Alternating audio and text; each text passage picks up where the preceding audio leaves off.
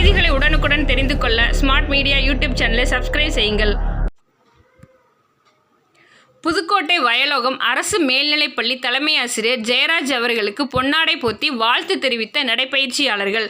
புதுக்கோட்டை மாவட்டத்திலேயே அரசு பள்ளியில் படிக்கும் மாணவர்கள் பலர் தமிழக அரசின் 7.5% இடஒதுக்கீட்டில் பல்வேறு மாணவர்களுக்கு அரசு மருத்துவக் கல்லூரி மற்றும் தனியார் மருத்துவக் கல்லூரிகளில் இடம் கிடைத்துள்ளதால் பல்வேறு அரசு பள்ளிகளில் மாணவ மாணவிகளுக்கு சமூக ஆர்வலர்கள், பெற்றோர், ஆசிரியர் கழக நிர்வாகிகள் என பலரும் பாராட்டு தெரிவித்து வருகின்றனர். மேலும் புதுக்கோட்டை வயலோகம் அரசு மேல்நிலைப்பள்ளியில் ஒரே பள்ளியில் படித்த மாணவ மாணவிகள் 5 பேர் தமிழக அரசின் இடஒதுக்கீட்டில் அரசு மருத்துவக் கல்லூரி மற்றும் தனியார் மருத்துவக் கல்லூரிகளில் சேர்ந்துள்ளார்கள்.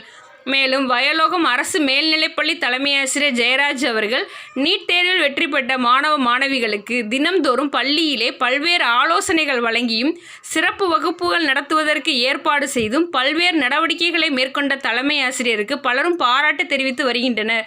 இந்நிலையில் இன்று புதுக்கோட்டை மன்னர் கல்லூரி விளையாட்டு மைதானத்தில் நடை நட்பு வட்டம் மற்றும் புதுக்கோட்டை மாவட்ட குத்துச்சண்டை கழகத்தின் தலைவர் SVS ஜெயக்குமார், மருத்துவர் தர்மபாலன் உள்ளிட்டோர் பொன்னாடை போர்த்தி தலைமை ஆசிரியர் ஜெயராஜ் அவர்களுக்கு உற்சாகமாக வாழ்த்துக்களை தெரிவித்தனர்.